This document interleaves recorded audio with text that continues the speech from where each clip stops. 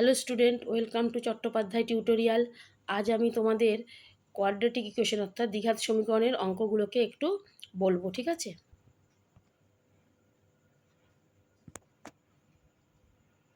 দেখো, নতুন বইয়ের পেজ 358 আছে, ঠিক আছে?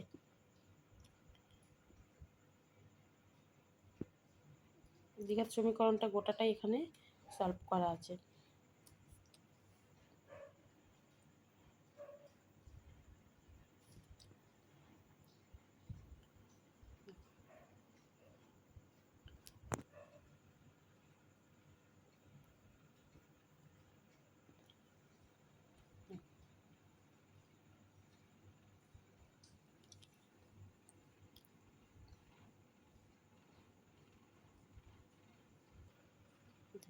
এই ইকুয়েশনগুলোকে সলভ করার জন্য কিছুই না, এই এক্সের একটা ইকুয়েশনের আকারে প্রথমে আনবো। Square minus 2b plus B square এই আকারে নিয়েছি। তারপর এক্সট্রা যেটা রয়েছে দেখো, এবার এই যে প্লাস 16 পি স্কোয়ার, তোমার আই স্কোয়ার মানে কি -1, তাই আই স্কোয়ার পি স্কোয়ার এখানটা হয়ে গেছে, ঠিক আছে?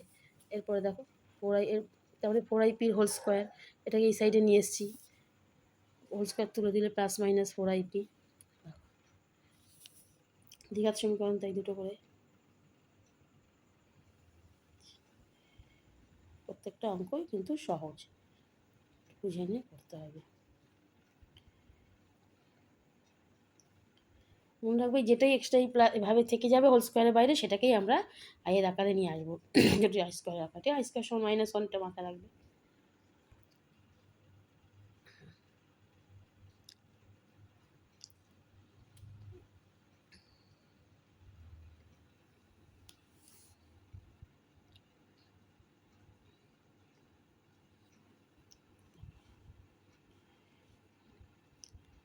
এক্স স্কোয়ারটাকে আমরা সবসময় কীভাবে রাখা, মানে দুইটা যেহেতু এক্সট্রা আছে, সেই 2 দিয়ে ডিভাইড করে দিচ্ছি গোটা ইকুয়েশনটাকে, ঠিক আছে?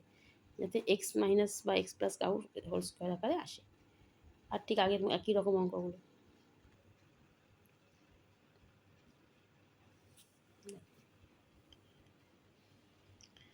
এখানে শ্রীধর আচার্যের ফর্মুলাটা ইউজ করা হয়েছে, ঠিক আছে?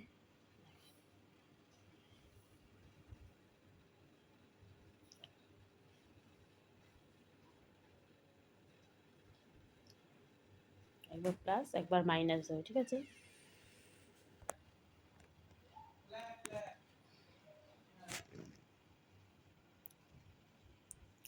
একই রকম শ্রীধর আচার্যের ফর্মুলা ইউজ হয়েছে।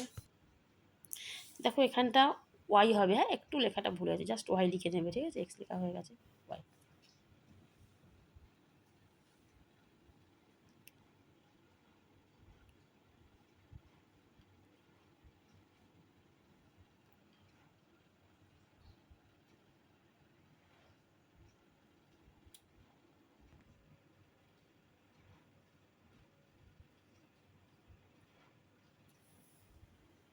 একইভাবে দেখো প্রত্যেকটা কিন্তু করেছি।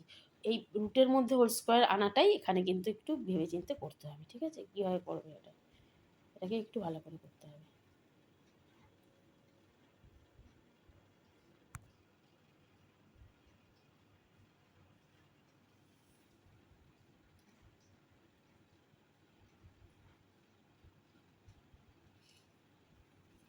এবার ফিল ইন দ্য ব্ল্যাঙ্কসে চলে যাচ্ছি। অঙ্ক একই আছে, তাই চিন্তার কোনো ব্যাপার নেই। এটা তো জাস্ট মিডল টার্ম ফ্যাক্টর করেই বেরিয়ে গেছে। এইগুলোতে আবার শ্রীধর আচার্যের ফর্মুলাগুলো ইউজ করতে হচ্ছে, ঠিক আছে?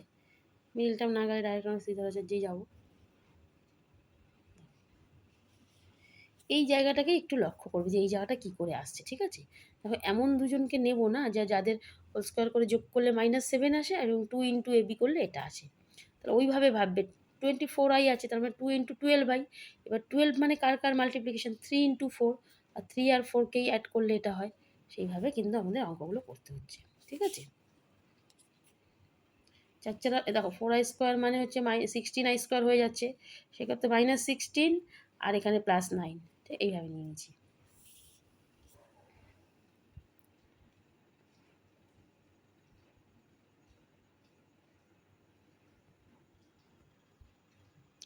এগুলো এটাও কিন্তু ঠিক একইভাবে এই ফর্মুলার অঙ্ক এখানে বেশি আছে।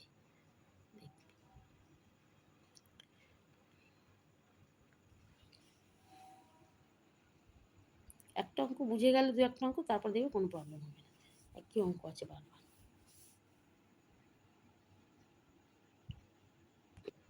এরপরে রয়েছে কলম ম্যাচিং। দেখো কলম ম্যাচিংয়ের অঙ্কগুলো দেখবে ছোটো ছোটোই থাকে, যেহেতু 3-4টে অঙ্কর মধ্যে রয়েছে।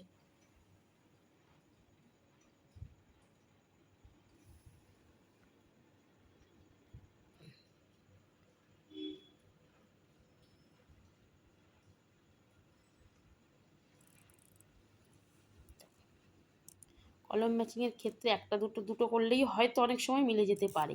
অপশানগুলো লক্ষ্য রাখবে সবসময়। 3টে করলে তো হয়েই যাবে, 4টের প্রয়োজনই পড়বে না। এরপরে রিঅ্যারেঞ্জমেন্ট।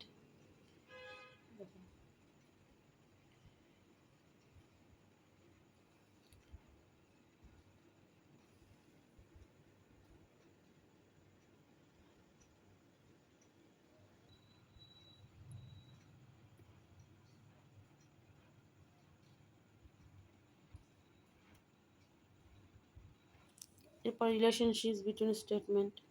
এগুলো দেখো অঙ্কগুলো দেখলেই তোমার বোঝা যাচ্ছে যে কোনটা হবে অ্যান্সার। সেক্ষেত্রে যেহেতু এখন এমসিকিউ টাইমটা কম, যেটা বুঝে যাবে সেটা ডাইরেক্টই কিন্তু লিখে দেবে। অ্যাসারশন রিজনিং দেখে নাও।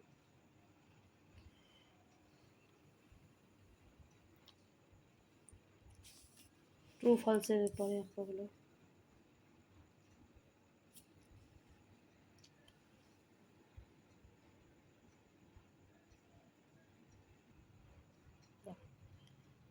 এই চ্যানেলটি যদি তোমাদের ভালো লেগে থাকে তবে অবশ্যই কমেন্ট করো, লাইক করো, চ্যানেলটি সাবস্ক্রাইব করো ও বন্ধুদের সাথে শেয়ার করো।